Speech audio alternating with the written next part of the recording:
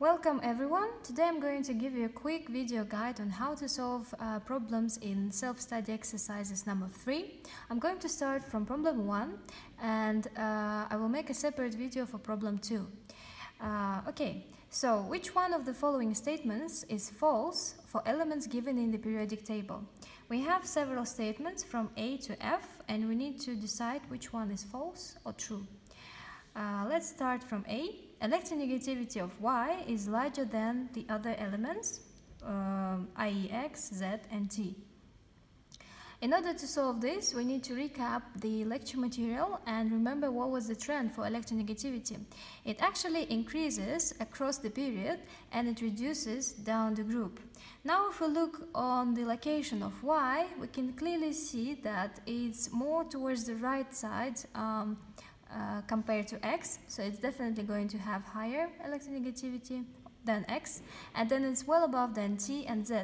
So again, it's going to have higher electronegativity than these two elements. So all in all, we agree with first statement and we write true.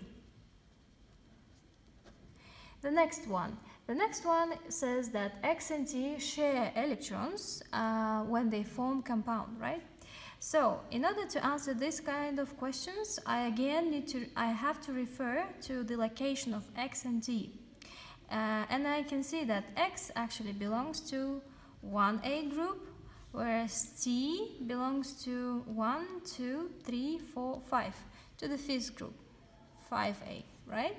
So 1A should be a metal, the X should be a metal from 1A group and T is a non-metal in fifth group, okay? And metal and non-metal, they form compounds via complete transfer of electrons, okay? So B is wrong, yes? It says that they should share electrons. And in fact, there's a complete transfer. So this is false. Okay, the next one, C, says that Z has the largest atomic radius. Again, in order to answer this statement, you have to remember that the trend for the atomic radius is as such that it decreases across the period and it increases down the group, okay? So if I compare Z with X, and with T and Y, I can see that it's well below each of these elements, okay? So therefore, it should have highest atomic radius. So I agree with C, and I say it's true. Now D, ionic property of ZY compound is larger than others. What we can say is that increasing in the electronegativity increases ionic property of compounds, okay?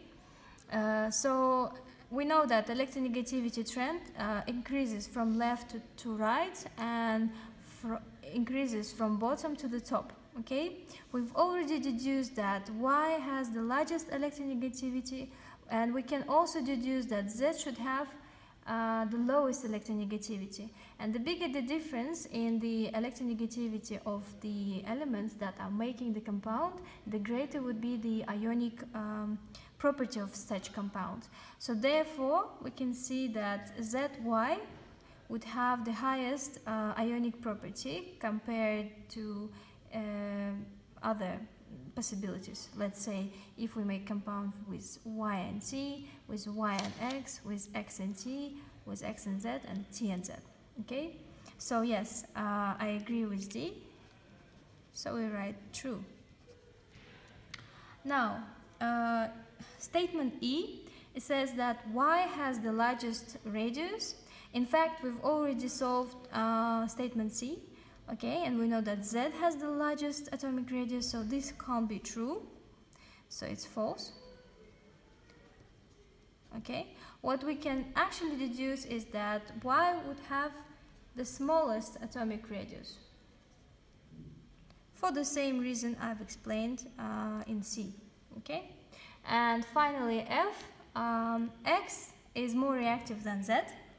Okay, when we compare the reactivity of different elements, especially like elements in the same group, for example, as it is given in our problem, X and Z, they both belong to 1A group. Okay, we need to consider the tendency of the metals to lose their outer shell electrons.